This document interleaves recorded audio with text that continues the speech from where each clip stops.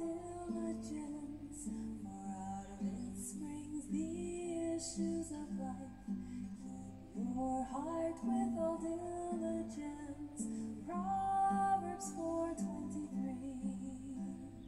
Keep your heart with all diligence, for out of it springs the issues of life. Keep your heart with all diligence.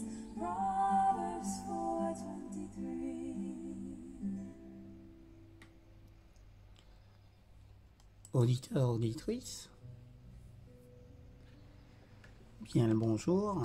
Voici votre petit moment de dévotion quotidienne, tiré d'un ouvrage de Gary Chapman, 28 mai. Les bases du travail d'équipe. Moi, j'ai planté, Apollos a arrosé, mais c'est Dieu qui a fait pousser. Celui qui plante n'est rien, celui qui arrose n'est rien, mais celui qui fait pousser est tout, et c'est Dieu. Entre celui qui plante et celui qui arrose, il n'y a pas de différence. Mais Dieu donne à chacun sa récompense selon son travail.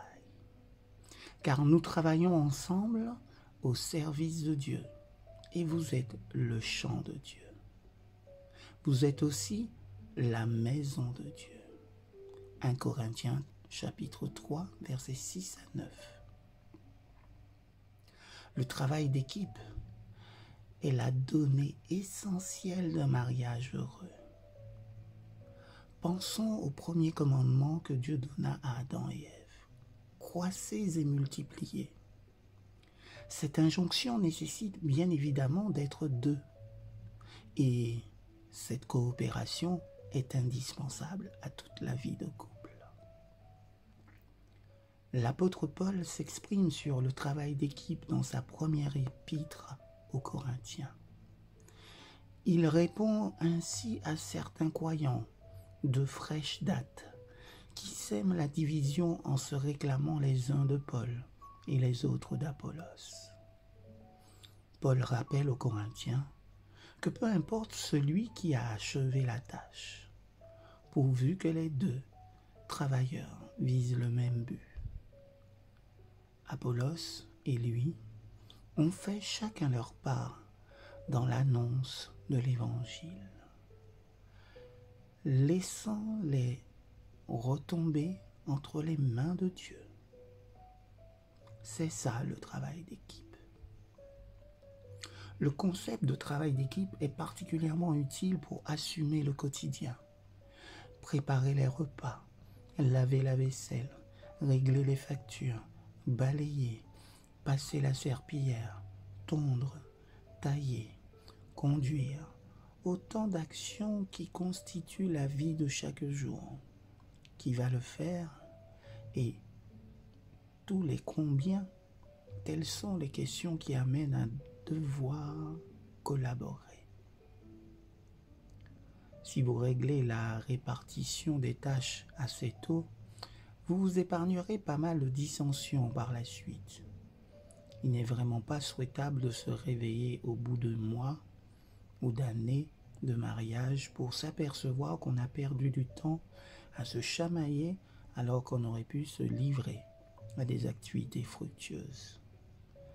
Les tâches ménagères ne sont pas forcément liées au sexe. Certains hommes cuisinent mieux que leurs femmes.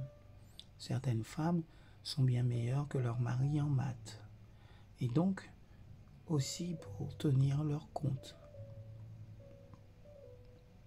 Vous êtes équipiers, pas concurrents.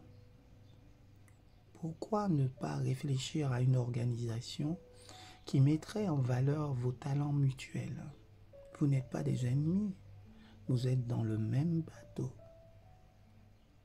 Père Céleste, j'ai facilement tendance à entrer en concurrence avec mon conjoint. Je m'inquiète de savoir si on est équitable et de savoir lequel en fait trop. Au contraire, Aide-moi à être un bon équipier ou une bonne équipière.